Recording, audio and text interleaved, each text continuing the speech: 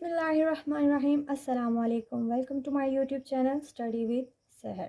आज हम डिस्कस करने जा रहे हैं सॉल्विंग अ बायोलॉजिकल प्रॉब्लम, यानी कि एक बायोलॉजिकल प्रॉब्लम को कैसे सॉल्व किया जाता है, किस मेथड को यूज़ करते हुए हम किसी भी लिविंग ऑर्गेनिज्म से रिलेटेड प्रॉब्लम को सॉल्व कर सकते हैं। उसके लिए एक पूरा मेथड होता है जिसको हम क्या नाम देते हैं, बायोलॉजिकल मेथड। इसकी डेफिनेशन क्या है? The scientific method in which biological problems are solve. ऐसा साइंटिफिक मेथड जिसके अंदर लिविंग ऑर्गेनिज्म से रिलेटेड प्रॉब्लम्स को सॉल्व किया जाता है, उसे हम क्या कहते हैं? Biological method. अब इस बायोलॉजिकल मेथड के अंदर डिफरेंट स्टेप्स होते हैं जिनको फॉलो करते हुए हम किसी भी बायोलॉजिकल प्रॉब्लम को सॉल्व करते हैं। अब फर्स्ट वन क्या है? Recognition of biological problem. And then second है observations, hypothesis formulation, then deductions, then experimentations, then summarization of results, and then last पे है reporting the results। अब हम वन बाय वन करके इन सब स्टेप्स की डिटेल में स्टडी करेंगे। रिकग्निशन ऑफ बायोलॉजिकल प्रॉब्लम, ये फर्स्ट स्टेप है। इसमें क्या होगा कि सबसे पहले प्रॉब्लम को रिकग्नाइज किया जाता है, यानी कि प्रॉब्लम को डिस्कवर किया जाता है। कि बायोलॉजिस्ट क्या करते हैं, सबसे पहले प्रॉब्लम को ढूंढते हैं कि आया प्रॉब्लम क्या है। और ये बायोलॉजिकल प्रॉब्लम कोई भी क्वेश्चन हो सकती है लिविंग ऑर्गेनिज्म से रिलेटेड, यानी कि लिविंग ऑर्गेनिज्म से रिलेटेड कोई भी क्वेश्चन हो सकता है जो कि बायोलॉजिस्ट के जहन में खुद से भी आ सकता है या फिर किसी से भी पूछा गया हो सकता है। अब सेकंड स्टेप है ऑब्जर्वेशंस। ऑब्जर्वेशंस का मतलब होता है मुशाहदा करना, किसी भी चीज़ को ऑब्जर्व करना। और किसी भी चीज़ को ऑब्जर्व करने के लिए हमें किन चीज़ की ज़रूरत होती है?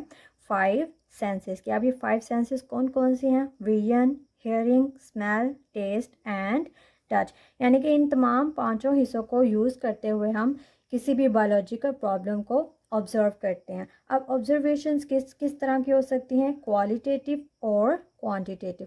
क्वालिटेटिव में आता है कि म्यार, किसी भी चीज़ के म्यार को देखा जाता है इसमें, और क्वांटिटेटिव में उसकी मिकदार को ऑब्जर्व किया जाता है। मिसाल के तौर पर अगर हम कोल्ड ड्रिंक ख़रीदते हैं तो उसके अगर हम टेस्ट पर गौर करें तो हम उसकी क्वालिटेटिव ऑब्जर्वेशन कर रहे होते हैं। लेकिन अगर हम उसकी मिकदार पे बात करें, क्वांटिटी पे बात करें कि आया वो हाफ़ लीटर की है, फुल लीटर की है या कितने भी लीटर की है, तो हम उसकी क्वांटिटी पे बात कर रहे होते हैं, यानी कि उसकी क्वांटिटेटिव ऑब्जर्वेशन कर रहे होते हैं। तो ये बेसिकली डिफरेंस था क्वालिटेटिव और क्वांटिटेटिव ऑब्जर्वेशंस का। अब ऑब्जर्वेशंस का एक और भी तरीका है कि जो पास्ट में साइंटिस्ट गुजर चुके हैं उन्होंने जो काम किया है उनके आर्टिकल्स को पढ़ के उनको स्टडी किया जाए और उससे रिलेटेड जो ऑब्जर्वेशंस हैं उसको इस्तेमाल किया जाए। अब नेक्स्ट स्टेप है फॉर्मुलेशन ऑफ हाइपोथेसिस। अब इस स्टेप में क्या होता है कि तमाम ऑब्जर्वेशंस को ऑर्गेनाइज करके एक डाटा की फॉर्म दी जाती है। फिर उस डाटा में से जो है एक स्टेटमेंट को कंस्ट्रक्ट किया जाता है, यानी कि एक स्टेटमेंट को बनाया जाता है जिस पे आगे फर्दर टेस्टिंग होती है, जिसकी वजह से फिर बायोलॉजिकल प्रॉब्लम को सॉल्व करने में आसानी होती है। हाइपोथेसिस को हम क्या नाम देते हैं? स्टेटमेंट का। It is the tentative explanation of observations. Tentative कहते हैं आर्जी को, यानी कि जिसको जुटलाया जा सके, यानी कि जो वो स्टेटमेंट जो कि परमानेंट नहीं होती। अब किसी भी हाइपोथेसिस के अंदर डिफरेंट करेक्टरिस्टिक्स लाजमी होने चाहिए। It should be kept as simple as possible, यानी कि इसको जितना हो सके आसान सादा होना चाहिए। इट शुड बी टेस्टेबल, यानी कि इस पे फर्दर एक्सपेरिमेंट्स होने चाहिए। उसके अलावा इसको इस तरह का होना चाहिए कि इस पे आगे फर्दर टेस्ट परफॉर्म किए जा सकें। एंड फॉल्सिफाइएबल, यानी कि इसको इस तरह का होना चाहिए कि इसको जो है जुटलाने के डिफरेंट वेज मौजूद हों, यानी कि इसको हर तरह का वे यूज़ करते हुए जुटलाया जा सके। It is the formulation of hypothesis. अब नेक्स्ट स्टेप है डिडक्शंस। डिडक्शंस क्या हैं? These are the logical consequences of hypothesis. और इसमें क्या यूज़ हो रहा है? If and then logic.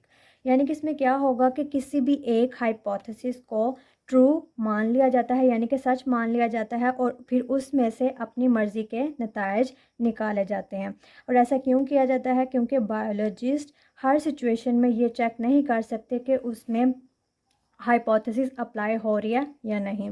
उसके लिए हम एक एग्जांपल को कंसीडर करते हैं कि एक हाइपोथेसिस हम लेते हैं, all plant cells have a nucleus, यानी कि हर प्लांट सेल के पास एक न्यूक्लियस होता है।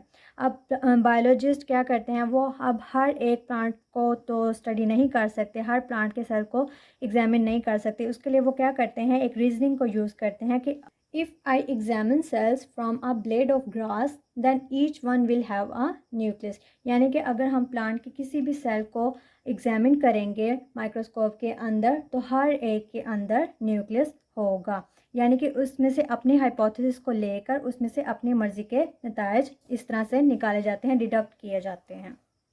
अब नेक्स्ट स्टेप है एक्सपेरिमेंटेशन। एक्सपेरिमेंटेशन बायोलॉजिकल मेथड का बहुत ज़्यादा इम्पोर्टेंट स्टेप है। इसमें क्या किया जाता है कि जो डिडक्शंस निकाली जाती हैं हाइपोथेसिस में से, उनको फर्दर टेस्ट किया जाता है, उनकी बहुत ज़्यादा रिगरस यानी कि स्ट्रिक्ट टेस्टिंग की जाती है ये जानने के लिए कि हाइपोथेसिस दुरुस्त है या गलत। यानी कि एक्सपेरिमेंटेशन क्यों की जाती है, to see which hypothesis is correct, यानी कि कौन सी हाइपोथेसिस करेक्ट है इसको देखने के लिए। उसके बाद क्या होता है, incorrect hypothesis are rejected and the one which proves correct is accepted, यानी कि जो गलत साबित हो जाते हैं हाइपोथेसिस उनको रिजेक्ट कर दिया जाता है और जो कि सही साबित हो जाती हैं, सच साबित हो जाती हैं, उनको एक्सेप्ट कर लिया जाता है।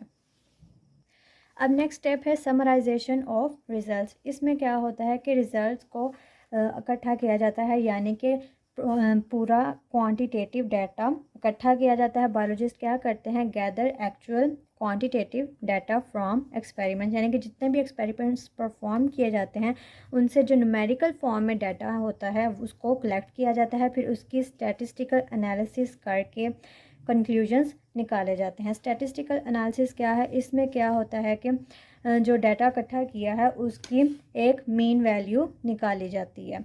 अब नेक्स्ट स्टेप है रिपोर्टिंग दी रिजल्ट्स, यानी कि जो अब रिजल्ट्स निकल आए हैं, अब वो प्रूफ हो चुके हैं हर तरह से, उनको अब क्या किया जाता है, साइंटिफिक जर्नल्स और बुक्स वगैरह में पब्लिश किया जाता है। उसके अलावा जो नेशनल और इंटरनेशनल लेवल पर मीटिंग्स होती हैं, साइंटिफिक जो मीटिंग्स होती हैं, साइंस रिलेटेड मीटिंग्स होती हैं, उनके अंदर जो टॉक्स होती हैं उसमें इन रिज़ल्ट्स को रिपोर्ट किया जाता है। इसके अलावा कॉलेजेस और यूनिवर्सिटी लेवल्स पे भी सेमिनार्स वगैरह हेल्ड किए जाते हैं, जिसके अंदर क्या होता है कि इन रिज़ल्ट्स को रिपोर्ट किया जाता है।